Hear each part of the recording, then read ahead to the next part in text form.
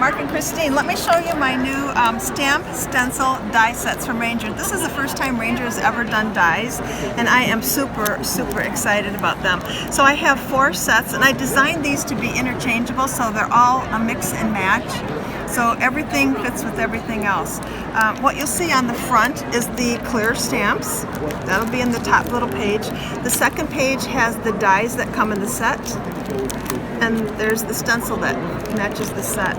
And each stencil is different. So this is my favorite flower. This one I actually put on my ink pads. But I love this flower. So again, there's my stamps that come on the set. There's my dies that come. And there's the stencil that goes with the set. Okay, and here's another one. They all have different stencils. So here's another one. There's the dies. And there's the stencils. And here's the last set. So this is really a fun one too. Stamps. These are these solid stamps that fill in the images.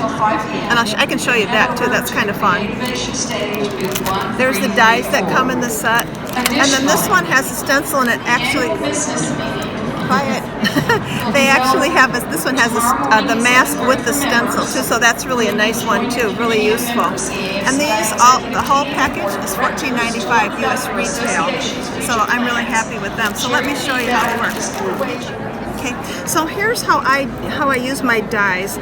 From what I've seen on the internet, most people will stamp the image, kind of position the die over the top, put some tape on it, and run it through the machine. I don't have time for that. This is way easier for me. So I die cut everything whenever I have scraps. This is my perfect white cardstock from Reinker. It's really nice. It makes a substantial die. And so I have all my little scraps used up. So what I do is I use jet black archival on my stamp.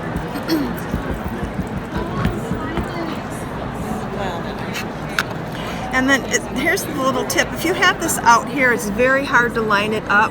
If you have it right close to you and you can you get that, Mark? And you can look right down through it and you'll get it perfect every time. And you really don't have to press, and you'll see that most of the ink is transferred from the stamp, which is really good. I'm really happy with that. And there's my die cut with all those little details on there. Okay. So how am I going to color that? Let's see here. I have the stencil that just happens to fit that. This will be fun. Alright, so I'm going to switch to my Make Art Station again. And this is just a little teeny die cut. So sometimes what I'll do is put a piece of washi tape to hold it, just to make sure that it's going to stay there, because it's really hard to kind of get everything lined up and not wiggling around here. So if I put my magnets here, so now I can ink this, and it's kind of a small area. So that's when I like to use the Reinker detail blending tools. So I'll find a color here that's good. How about sky blue? So I'll ink my blending tool, and you'll see that this will stay in place. Now it's very easy for me to ink these little areas. Keep in mind with the detail blending tool and my Make Art blendable inks, the more ink you add, the darker it gets, because these are translucent inks, so you can have a light layer. I can keep going back over and have a darker ink color then. You can blend multiple colors on here, but the detail blending tools are really nice for small little areas like this. Okay, so if I'm happy with that, now I want to ink my flower center. So I'll probably do that in yellow since that happens to be close by.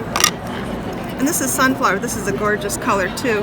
So now this little area here will fill in the center of the flower. And this is quick, so I don't even need the magnets really. But that's how I do my inking. So I think that's really pretty cool. That's another little tip. It really saves a lot of time to do this first. And you don't have to tape the die down. You don't have to worry about ruining your paper, your cardstock. For me, it's a huge time saver. And it's very easy to line things up. Oh, 20...